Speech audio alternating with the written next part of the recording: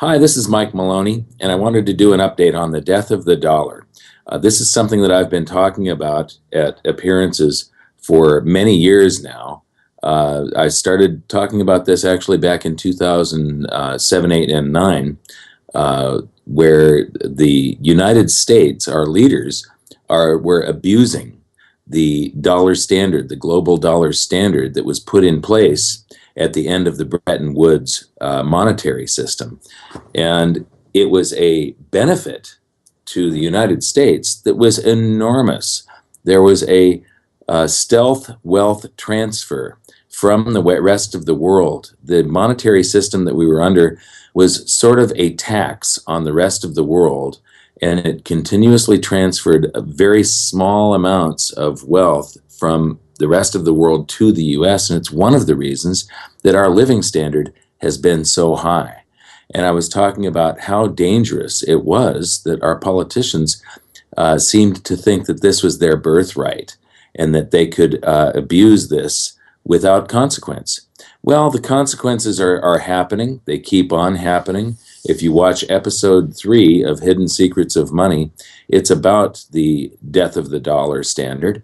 And just last Saturday, the People's Bank of China and the Canadian Prime Minister's office issued a statement that Canada will establish North America's first offshore trading center for the renminbi, the Chinese currency.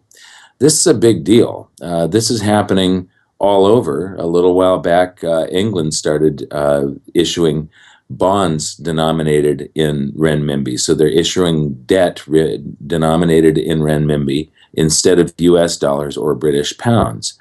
And the rest of the world is calling for a de-dollarized global economy. Well, more than half of the dollars that exist outside the United States. And when they don't need them, what happens is everybody starts coming here with their dollars and buying up assets. It's similar to what happened in the 80s when Japan was, Japanese companies were buying up places like Rockefeller Center, all the best real estate. And it causes inflation in certain asset classes when that happens. Also, Russia and China just signed a second gas deal, and it's another huge deal that spans over 30 years.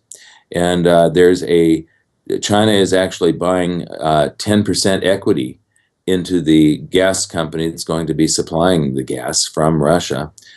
So this is more of a partnership. And the deal most likely will not be done in US dollars. It's going to be done in rubles and yuan or renminbi.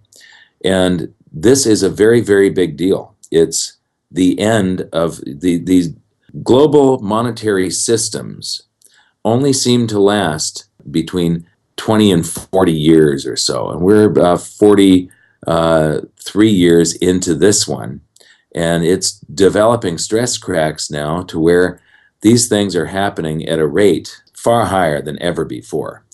And when the whole thing starts to fall apart, there's going to be a lot of chaos happening. And the main thing is that gold and silver should rocket astronomically. So we'll see how this plays out, but it's something that everybody should pay attention to. Thank you very much.